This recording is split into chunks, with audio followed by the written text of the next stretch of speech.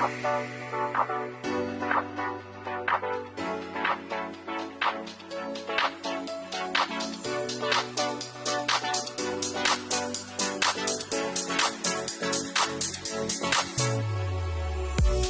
listening to the Dad Whisperer podcast with Dr. Michelle Watson Canfield, the place where you, as a dad, will gain more tools for your fathering toolbox, and where moms and daughters are also invited to listen into the conversation.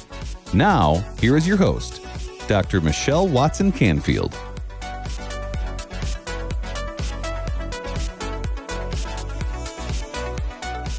Hello and welcome to the Dad Whisperer podcast. I'm your host, Dr. Michelle Watson Canfield. And if you're a father who's ready to add more tools to your fathering toolbox, then you've come to the right place.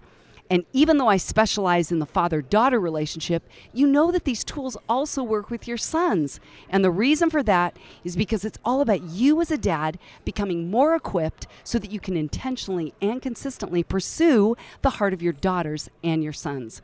Well, to begin with, you know the template that guides the conversation every week. On your mark, get set, go. So dad, envision yourselves standing side by side other dads getting ready to run your fathering race this week. I'm on the sidelines as your coach, cheering you on and saying, on your mark, get set, go. On your mark is the topic or the theme. Get set, filling that in with stories and stats, and go is always your practical action steps so that you can put your love for your kids into action this week. Well, today I have a guest coach joining me who I'm actually calling my new BFF here at the National Religious Broadcasters Conference in Nashville, where we have bonded very fast over being raw and real. And I love women like that know who they are, whose they are, and they're courageously willing to tell their story. Her name is Dawn Rae May, and she is a longtime Middle Tennessee resident and a well-known ministry and broadcast personality. She has been with Moody Radio in Nashville for over a decade and has hosted the national morning show program for Moody Radio for 3 years called Dawn and Steve in the Morning, which I actually had the privilege of being on this week with them. And that's where, like I said, Dawn and I connected. She and her husband, Ben, have 3 kids. 2 of them are daughters, and a dog that she affectionately calls Pepper, and her whole face lights up when she talks about that little bumpkin. Dogs have a way of doing that, don't they? Well, I'm grateful that she's here today. Welcome, Dawn Rae May. Oh, thank you so much, Michelle. What an honor, honestly. I appreciate the privilege to come and be on your show or your podcast. I'm so glad you're here. Well, when I asked you if you had a dad story, what does this go back, 3 weeks or something? Here were your first words. Do you remember what they were? You said, you typed this out. You said, well, mine is not a happy dad story. To which I said, okay, that's okay. If you're willing to share it with me and my listeners, I'm all in. If you're willing to tell your story courageously, I'm willing to hear it. And that's where we're going to go today, aren't we? Yes, ma'am. To the raw and real place. Mm-hmm. Okay, well, on your mark today, here's the name of this conversation is When a Daughter Loses Her Dad to Suicide. Okay, that really sets the stage for where we're going. Okay, now get set. Here we go, Dawn Rae. Okay, I decided not to mince words, as you could tell with that title. And though it's clear and blunt, could you set the foundation today for this whole part of your life story? We can probably start the day that I found my daddy. He had moved to Middle Tennessee to be by me and my family. He was getting older. He had no one else in his life, so he left our hometown of 55 years. He had lived in our town. I didn't ever think that he would leave. And where was that? How far from Tennessee? It's just under 4 hours. Oh, okay. So in enough Kentucky. Of a ways away that you don't just pop over for a visit. No. So in his health, he had some challenges. He needed to be near someone who would care for him. And we had invited him multiple times to move to Tennessee. He did, which I thought was nothing short of miraculous since he didn't walk with the Lord. He would say that he was an atheist and it would take God moving him. So I still knew that the Lord had moved him to Middle Tennessee. He finds a place, we find him a place to live. And this is when did you say? This all went down in 2018. Okay, pre-pandemic. 2018, okay. Yes, pre-pandemic, and he did have a lot of health issues, but Daddy had told me for years, at least 5 that I know of, if I ever get to a place where I cannot care for myself, I will take care of it myself. And there's a sentence. It was really, we're unpacking that one in counseling quite a bit. Yeah. But he had said that, and I just would always say to him, Daddy, that's not the way this goes. And we don't have the end of our lives in our control. Yeah. And because he didn't believe in the Lord, then he would say, I will take care of myself as long as I can get to, how raw can I be? Yeah. You could be raw. Come Okay. on. As long as I can get to my gun, I will take care of myself. And Okay. he would tell me this and his sister this. And his sister is a believer, older than he. Okay. She's in her 80s. She is a marvelous woman of God. She and I would often pray together over how to respond to some of the things that he would do and say. And this is something he said for years? He had said it for at least 5 years that I can remember. So all those years, you're like, if he's saying it to multiple people multiple times, again, as a therapist, I understand that we take those things seriously. Someone's not just kidding around. No. This is right. what's inside them that's being spoken. Okay, so keep going. Well, at one point, he had actually been hospitalized for a TIA, trans ischemia attack, which would be a precursor to a stroke. And at that point, I actually went into his home and I got his guns out and I put them in the trunk of my car because I knew his biggest fear was having a massive stroke. His daddy had a stroke. Okay. He was very concerned that it would incapacitate him. He made it to the hospital in plenty of time. They gave him the medicine that he needed. So he came out of that just fine. And when he did, he kind of had a new lease on life. But that would happen often to him. I knew he was depressed, but I also knew he was by family. He had a Right. great relationship with our youngest daughter. He very much thought highly of her. And she's 15 right now. At the airing of this podcast, she's 15. And they would make plans and hang out. He would be there for her. So I always thought he had something to live for. He and I look at life very differently. So he gets out of this particular instance health-wise. I actually do put the guns back in his home because I know that there's going to be heck to pay if he comes home and cannot find his firearms. So we go through several weeks and everything is well. It would culminate ultimately in a time where I was exposed to coronavirus, and Okay. I had at the time we were quarantining 14 days. Mm-hmm. I had COVID too, and I was quarantined 14 days. I you remember that at the beginning. Yeah. At the beginning, that was the recommendation, and he was very, very afraid of COVID. He had many I mentioned the health complications. He thought if he got it, it would take his life. I see. And so I got COVID. I explained to him, I am not coming by you right now because I've been exposed. I need the 14 days. I know you want me to honor that, so I'm going to. In this period of time, his depression must have escalated because I would talk to him on the phone. I mean, we didn't live but a mile apart, Okay. but I wouldn't go over there because of his fear of COVID, and I wanted to respect that. We would end up coming to the end of that time. It was Sunday, my last day to be quarantined, and he actually came over to our house that weekend. We had friends in from out of town. If you remember, end of October, it's always Halloween weekend. Right. They were there having dinner. He came by. He sat down for a minute. He talked, and he said, well, Tuesday's a big day.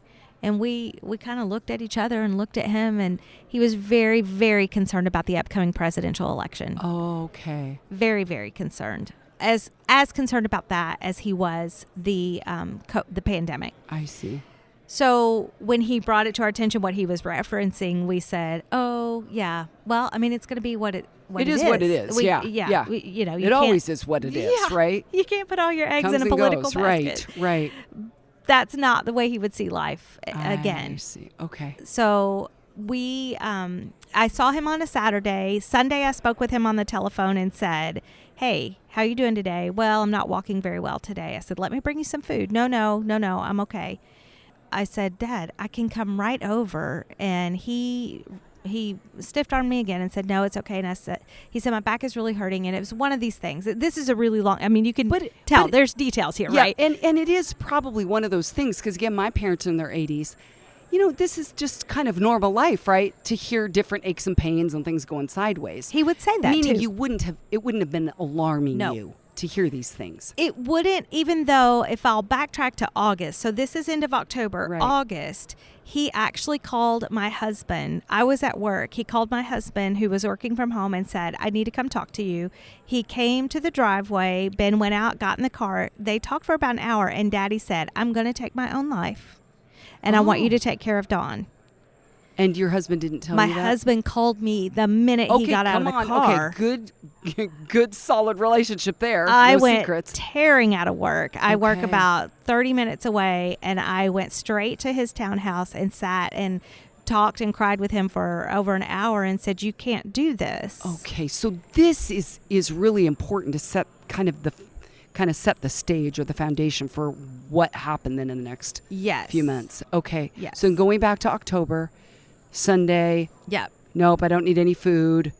Yes. So Monday morning, I go to I check on him. I'm at work and I'm texting him, and I said, "How are you?" He didn't answer me, as I recall, or no, he did answer me one line, like fair to Midland or so-so Yeah. kind of thing. But again, nothing to be alarming Nothing to that you. was out of Yes. the ordinary. Yeah. Nothing. Right. And then I start getting texts from my aunt, the same one I was telling you about. Yeah. And then I got a call later from a friend of his in Kentucky who he would speak with regularly. And she said, I'm not able to get a hold of your dad. Do you know what's going on? And I said, I really don't, but I'm on my way over there as soon as I can. Well, I had a doctor's appointment that day. So as soon as I left the doctor's appointment, I ran home and I said to my husband, hey, I'm going to go check on Daddy. Should I go pick up Hannah from school and then just take her with, or what should I do? And he said, well, no, she's got an hour left of school, but you're not going to your dad's alone. And I said, well, okay, but I'm not waiting on you to get off work. I need to go right now. And he said, okay, because I was afraid Daddy had fallen. He said he wasn't walking that makes well, sense. Yeah. things like that. So he said, well, I'll just go with you. So we go running over to Daddy's, and I have a garage door opener to his townhouse. Uh-huh. And I hit the garage door opener, and the door raises, and I see my daddy. And I look, and at first I think he's fallen. Oh, right, because that's And what you thought had I happened did. before And you so went. I start to take a step into the garage, and then I start then the you see. scene starts coming together for me. And Ben is yelling, close the garage door, close the garage door, close the garage door. Oh, so you we were step with your back. husband. Yeah, he went with Okay, me. okay. Yeah. So I step back and I close the garage door, and I'm basically just In screaming, shock. as I recall. Yes.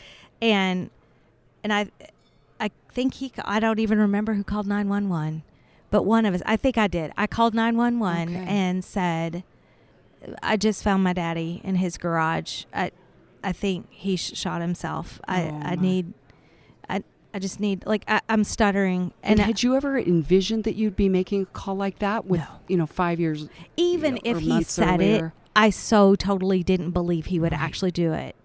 No, I wouldn't. And it's not because all of the signs weren't there as far as depression and things like that.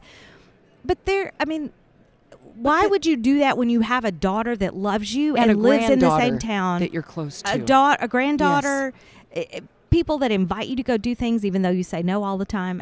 Why? In my mind, the Yes, reality in my mind was so different than the reality in his. And part of it is me being a Christ follower and him not being a Christ follower. So I always had hope, Yeah. and he did not. And yet, let's be honest. Again, as a clinician, I've had Christ followers Oh, sure. still be Yes, suicidal absolutely. and take their lives. Yes. That they can't get to that hope sometimes when the depression and the darkness just closes Close in. Mm-hmm. And so let me just check in. What's that feeling like? Because this, right, is the first time you're telling the story publicly like this? Publicly, yes. Yes. You know, My obviously therapist- to friends, but Yeah. but what is going on inside of you now telling the story? I'm thinking, inside me at Just the right moment, now sitting here. I still grieve over the fact that he just thought that nothing else was worth living for. No one else was worth living for. And how does that personally tie to you As a daughter, as a daughter? it makes me very, very sad and angry. Two sides of the same coin. Yes. Sad and mad. So Probably which angry. side it flips on in the moment. It is. That's where you're How at. could you leave your family? Uh-huh. How could you do it in this way? And as my counselor will say, it'd be one thing if he died of cancer, if he died of a heart attack, if he died of a stroke, if he died of natural causes. Uh-huh. But to live the life and have the relationship that I always wanted, that I always told myself was there that wasn't, Uh-huh. for him to have this last... Yes. One of my well, my husband said it's like he's flipping us off all the way to the grave because of the way he decided to take things into his own hands. Right. And was he not a part of your life? You talked about him moving there. Go all the way back. Was your dad in your life throughout your life? Yes. Parents stayed married? No. I was 9 when they divorced. They stayed in the same town. Okay. Daddy had visitation with us on Tuesdays and every other weekend. But that didn't always stick. And how many kids? How 2 many of siblings? us. Okay, so the 2 of you would go.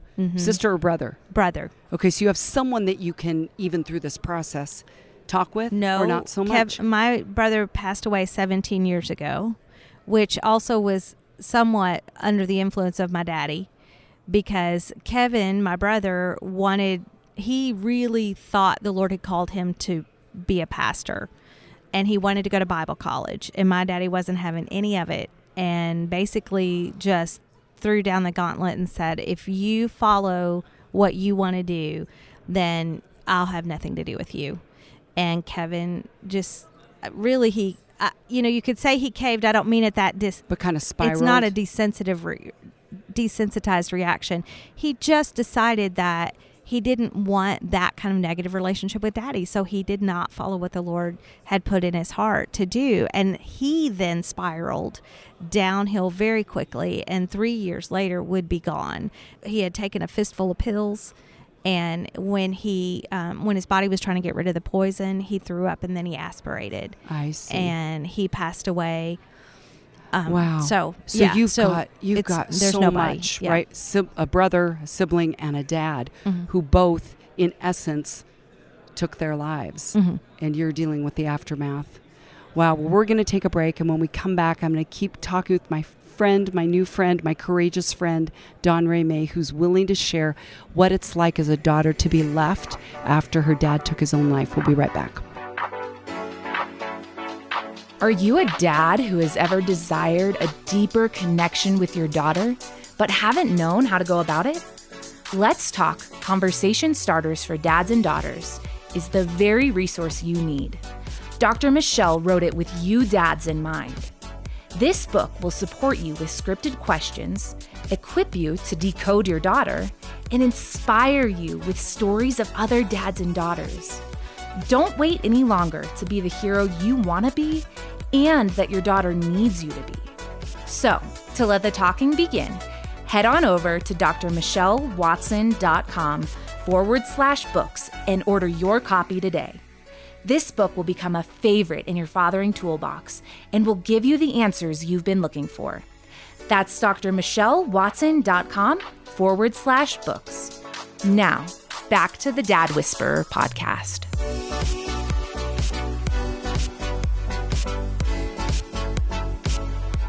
Welcome back. I'm Dr. Michelle Watson Canfield, the Dad Whisperer, here talking with Dawn Ray May. Dawn Ray, there's a good old Southern name, right?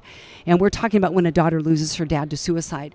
Can you now talk about the emotional aftermath? You just talked about sad and mad.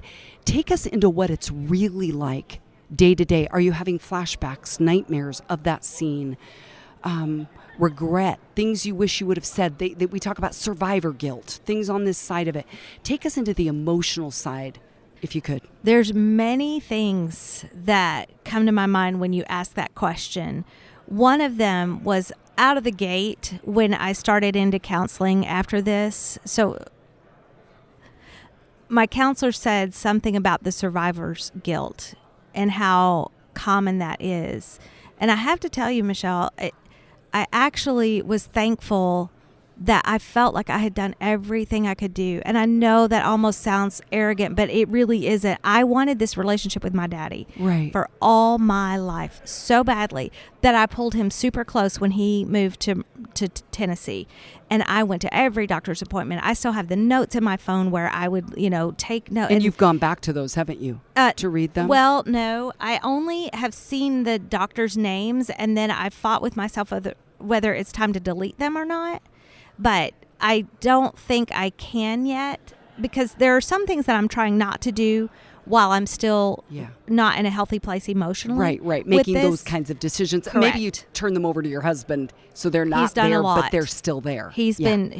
My husband has been wonderful. There are certain things though that still have to be done that I won't do until I'm thinking clearly. And right now I'm not always thinking clearly about things.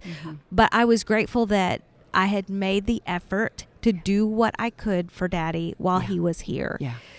So that part, I don't have to necessarily go down that path. I do have to go down the path of what I always wanted as a daughter from my daddy, to love me unconditionally, to be there, to not criticize, to not tear down, to not always find fault. Dad would lay awake at night and pick either one of my kids, my husband or myself, to come up with the latest flaw. And he would, I need to talk to you almost every day. As in a text, you mean? No, well, or we Or bought a house conversation. together Oh. at one point. Okay. Right, in 2019, so that we could be together under one roof. So if he fell or something happened in the middle of the night, we would be there to get him to the hospital, things like that. So I was always there for him, and he could say if he needed to talk to me, I would just walk into his it. office and I could And listen. you would hear, what percentage of the time was it positive? What percentage of the time was it negative, critical, condescending? Negative, critical, and condescending is what I know. That's all you know. That is all I know. So you're unpacking that, the Yes. layers here. Yes, that's And- why I say it's such a big story. Like it goes back to Yes. And yet, I think even as we're having this conversation today, and I think about dads that are listening that maybe have a daughter who's suicidal and doesn't know what to do, or maybe he himself says, I don't know that life is worth living. I want those dads to hear your story from the other side, if you will, of the grave. Like what you're left carrying. And it is all the messages you were given, all the experiences. And Dad, this is really a legacy conversation. We're all going to die one way or the other. Like Right. you said, your daddy chose to take his life. But what do you want your daughter to replay and remember and revisit after you're gone? Because she will one way or the other. And one of the things that you said as we were just preparing for this conversation, I want to read back to you what you wrote to me. Here's how you said it. Yes, there's a lot of how not to be a dad in my life story, but my Heavenly Father honestly has kept me sane. Okay, so my two questions with that beautiful statement are, one, was it ever hard to connect with God as a father when you'd had so much can I just say trauma or challenges with your earthly dad? And two, how has God, your father, kept you sane? The first part, I had a really difficult time, especially in my younger years, elementary, middle school, high school. I believe it would be college when I would hear someone address that very thought, that it's difficult if you have a challenging earthly father to ascribe to Abba Father. And somehow that made such good sense to me in that moment. Yeah. And my prayer has been since. I still don't get it completely, but I will say, I know you're my Father and I know you're perfect. Help me to understand that the way only you can help me to understand that, because I do look at it through the lens of my experience. Right. Fair. Okay. God is so faithful, and staying in his word, honestly, is the way that he, through his Spirit, has kept me sane. The peace that passes understanding in Philippians 4. And having the mind of Christ. You're like, not the Yes. mind of myself or my dad's mindset or the things he's put in my mind. Yes. I need a different mind. I need a renewed mind. Because if we're in a fallen world and we realize that this is of the enemy, not that because the enemy comes to kill, steal, and destroy. If that's true, and everything, the tape that I play in my mind is down that path of destruction and death and being destroyed, then I recognize that is not truth. And then I go back to a passage like Philippians 4 that is packed with truth, that the Lord is near. And if he is my Abba Father, then I don't have to be anxious. And when those moments come, I go back to that truth. Yeah. And as one friend said, connect those dots and realize because the Lord is near is why I don't have to be anxious. Yeah.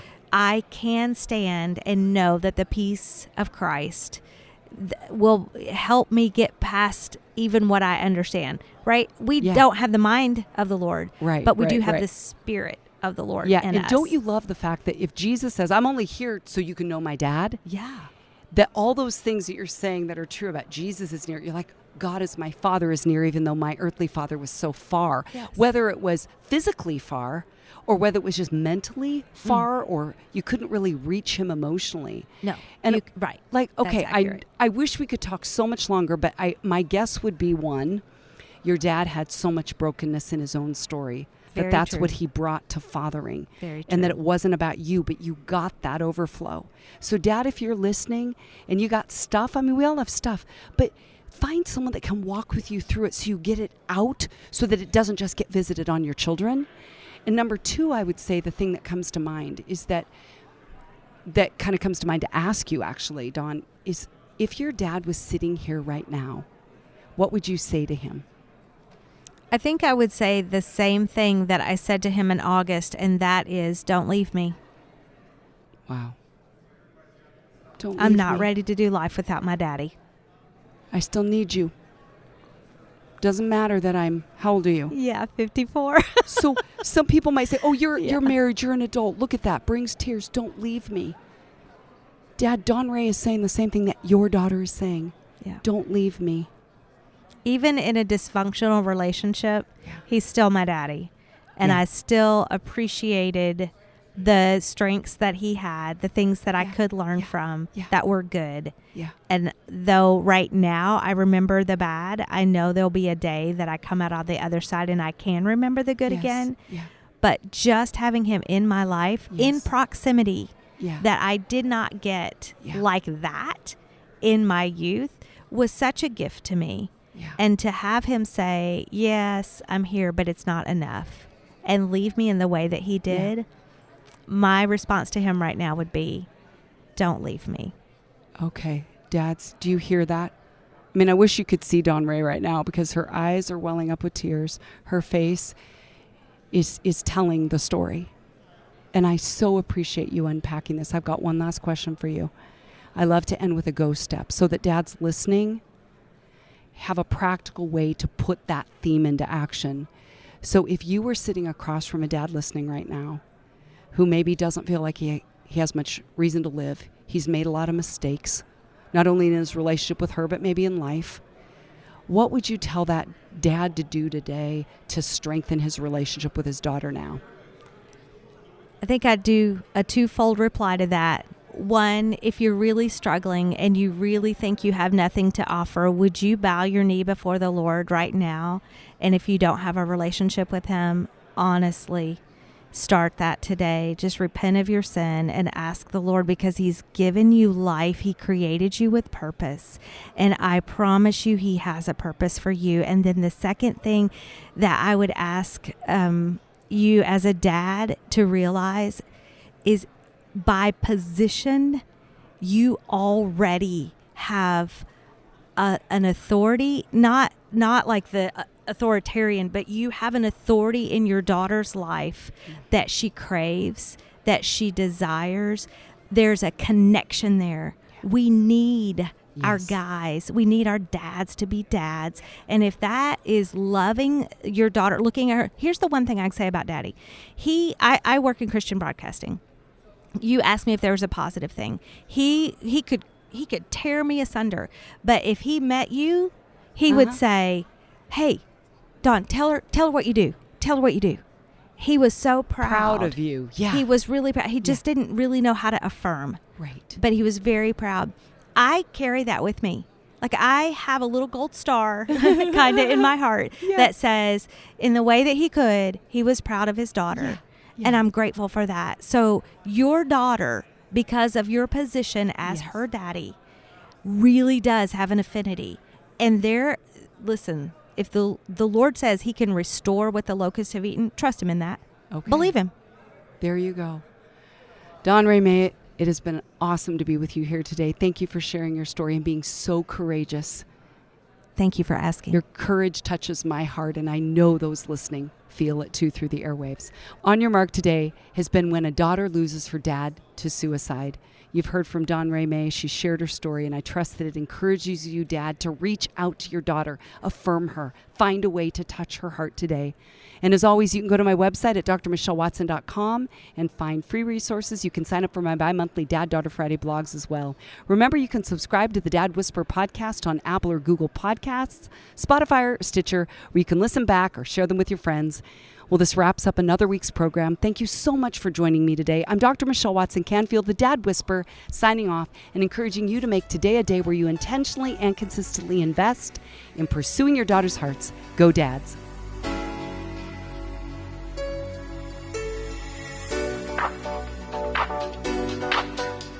Thanks for joining us for another edition of the Dad Whisperer podcast with Dr. Michelle Watson Canfield.